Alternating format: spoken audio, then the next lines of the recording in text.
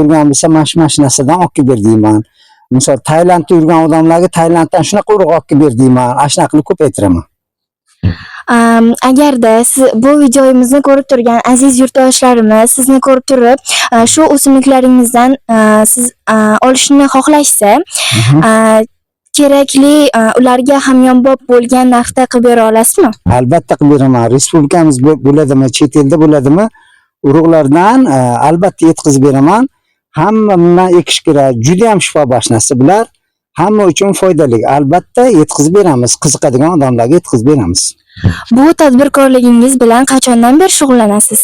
Bu tadbirkorligim bilan 15 yil bo'ldi shug'ullanganimga.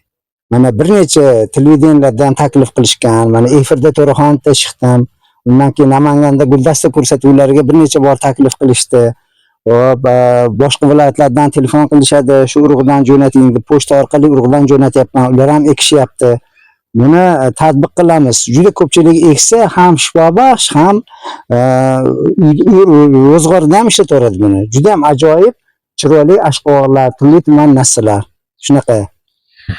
Bu o'simliklarni birinchi yil yetishtirayotganingizda, agar esingizda bo'lsa, birinchi olgan daromadingiz? Birinchi olgan daromadim, birinchida buni doriligini ham uncha bilmaganman. Arabiston anori bor, keng o'stiman. Bularni bozorga olib chiqqanda odamlar qiziqib qolgan. Odamlar bu ajoyib narsa ekan deb ko'rganda bularni men aytganman. Nima, doriligini odamlardan bilganman. Keyin YouTubedan, internetlardan ko'rib